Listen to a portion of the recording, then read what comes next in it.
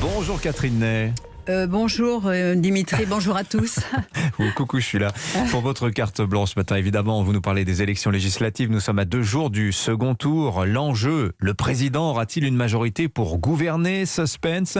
Et surtout, le scénario et le contexte de ce second tour sont totalement inédits.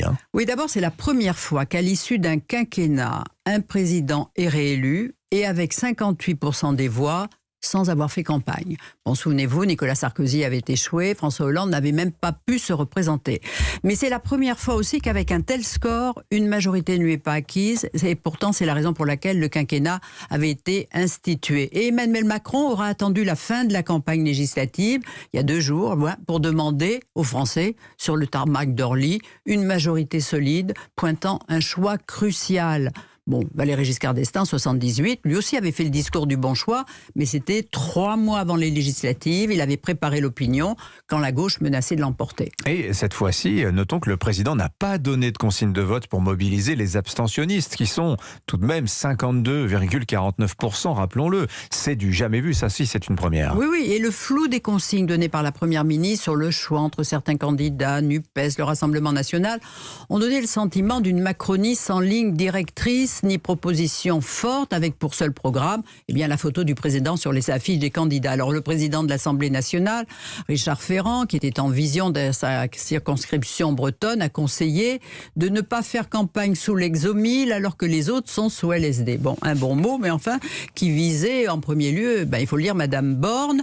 Elle n'est pas une oratrice, son parler est terne, presque décourageant, mais peut-on le lui reprocher, que ce serait attendre de Jane Birkin qu'elle chante comme Pavarotti? Mais alors évidemment, on doute qu'elle puisse s'imposer comme chef de la majorité. Et en plus, les ministres, eux, étaient tenus à un devoir de réserve. Donc, réveiller un électorat assoupi, c'est une sacrée gageure. Et en plus, si la canicule s'en mêle, vous voyez. Ouais, c'est la première fois qu'un battu aussi, 3 fois à l'élection présidentielle, en l'occurrence Jean-Luc Mélenchon, occupe tout le terrain médiatique alors qu'il n'est pas candidat. Oui, et même son talent est de faire oublier sa casquette de 3e homme par son verbe incandescent, ses imprécations violentes, souvent mensongères, ses bons mots aussi, parce qu'il fait rire ses auditoires, un personnage.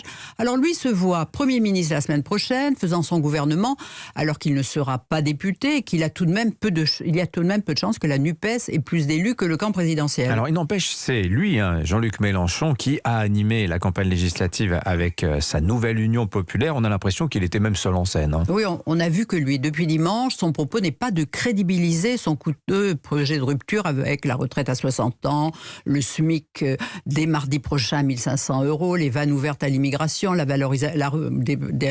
des sans-papiers, alors que son programme entraînerait une hausse de 160 milliards d'impôts. Et lui, il fait prospérer cette fake news d'une hausse en préparation de la TVA de 80 milliards dans le programme d'Emmanuel Macron. Et sans que la Macronie réussisse à décrédibiliser ce mensonge. La ficelle est énorme, qu'importe. Son succès, c'est quand même d'avoir créé la NUPES, une union de la gauche, autour de son parti d'extrême gauche, une naissance qui va de pair d'ailleurs avec le décès de la gauche de gouvernement.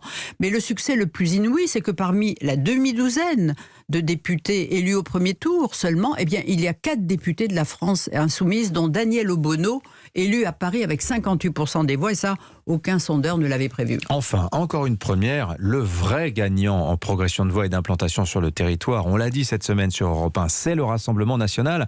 Mais alors Marine Le Pen, elle a complètement disparu de la campagne législative. Oui, elle a confié le rôle à Jordan Bardella, président par intérim du parti. Elle était fatiguée, dit-on, alors on l'a vu réapparaître il y a quelques jours.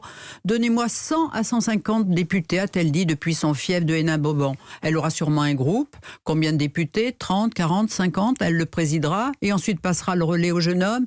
Mais elle a cédé depuis longtemps la place de première opposante à l'architecte de la NUPES. On sent comme une attitude chez elle. Pour conclure, Catherine, on a surtout l'impression qu'on est passé à côté des vrais sujets pendant cette campagne. Oui, alors que l'environnement international s'obscurcit, que les effets du règlement climatique deviennent plus tangibles, même si la France n'est pas le pays le plus pollueur, la campagne s'est polarisée dans les médias sur les accusations de viol qui visent le ministre Abad, et il y aurait une nouvelle plainte ces jours-ci, et les incidents au Stade de France, alors que sur le terrain, tous les candidats En Marche le disent, les gens ne leur en parlent pas. Ça, déconnexion totale entre les sujets politiques et la réalité du terrain. Merci beaucoup Catherine Ney de votre expertise. On vous retrouve tous les vendredis dans Europe Matin. Merci. Il est 8h39.